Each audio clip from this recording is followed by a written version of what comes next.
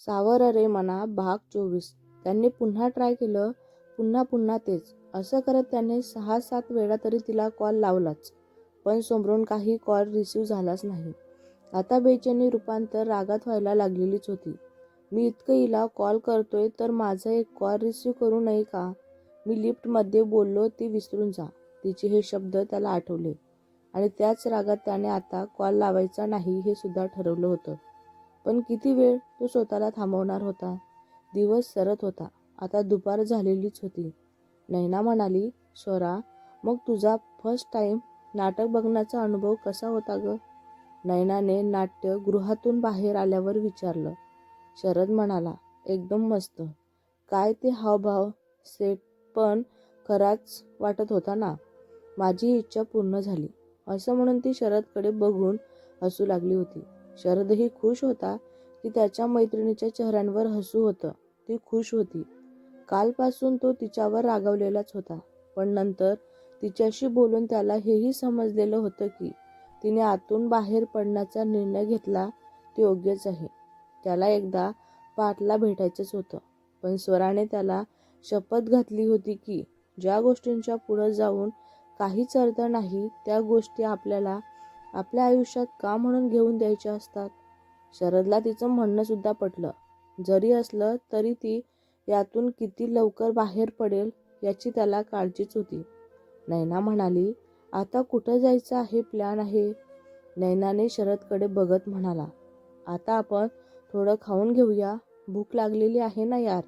असं म्हणत तो आजूबाजूला कुठे काही खायला स्टॉल आहे का ते बघू लागला होता, पण स्टॉल पलीकडे होता. मग त्यांनी क्रॉस करून तिकडंच काहीतरी खाऊन इथे जवळ असलेल्या चौपाटीवर जायचं ठरवलं होतं. आता ते सिग्नल लागलं तसं क्रॉस करत होते.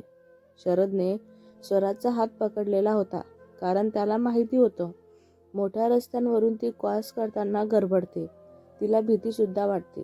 नैनाही त्यांच्यासोबत होती, पण ती थोडी पुढं होती आणि हे दोघं क्रॉस करत आले होते. पण ते क्रॉस करताना पार्थने त्यांना पाहिलं. त्याच कॅफेमध्ये मन लागत नव्हतं. स्वरा कॉल उचलत नाही म्हणून त्याची चिडचिड होत होती, म्हणून त्याने तिला पुन्हा कॉल न करता इग्नोर करायचं ठरवलेलंच होतं आणि दुसऱ्या कामासाठी म्हणून कॅफेमधून निघाला होता. आज त्याच्या ड्रायव्हिंगचा देखील मूडच नव्हता, म्हणून आज ड्रायव्हर गाडी चालवत होता आणि तो मागे बसून डोळे बंद करून बसलेलाच होता. त्याला इतक्या दिवसात स्वराच्या सर्व भेटी डोळ्यांसमोर आल्या होत्या. तेवढ्यातच सिग्नल लागून गाडी थांबलेली होती. तेव्हा त्याने डोळे उघडले तर समोरच स्वरा एका मुलांच्या हातात हात घालून क्रॉस करत होती. त्याच्या हातांकडे बघत इकडे त्याची मूठ आवळत चाललेलीच होती. त्याची नजर त्या दोघांवरच होती. काका, गाडी बाजूला घ्या आणि तुम्ही टॅक्सी पकडून जाऊ शकता. ड्रायव्हर काकांनी देखील ऑर्डर फॉलो करत गाडी एका बाजूला घेतली आणि ती उतरले. ते गेले तसा पार्थ पण गाडीतून उतरला आणि डोळ्यांवर त्याचा स्टायलिश गॉगल चढवत, ज्यात त्याचं लुक अजूनच रिच दिसत होतं. त्याने रस्ता क्रॉस करत ते लोक जेथे होते तिथूनच थोड्या अंतरावर उभा राहिला.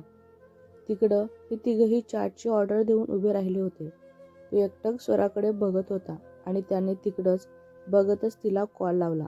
तिने कॉलचा आवाज येताच पर्समधून फोन काढला, पण ती फोन बघायच्या आतच शरदने फोन तिच्या हातातून काढून घेतला होता आणि शरद म्हणाला, स्वरा यार, आपलं आधीच ठरलेलं होतं ना की एक दिवस कोणीही फोन अटेंड करायचा नाही म्हणून. मी काकांना काही बोलायचं असेल तर माझ्या नंबरवर कॉल करायला सांगितलेलंच आहे.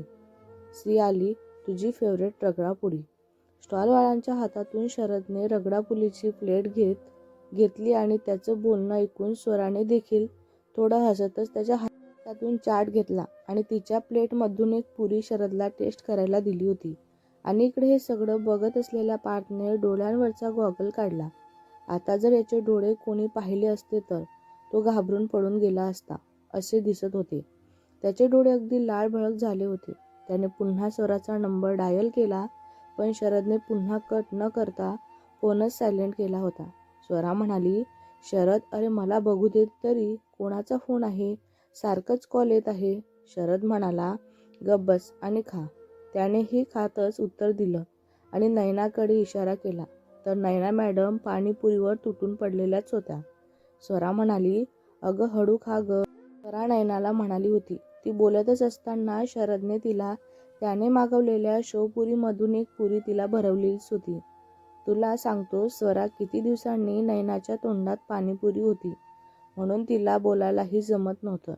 तरी ती बोलत होती. आधी तोंडातलं संपव असं म्हणून स्वरानेही तिच्या प्लेटमधली पुरी उचलली आणि नैनाकडे बघितलं तर ती डोळे मोठे करून गालात पाणीपुरी कोंबून टोचू लागली होती.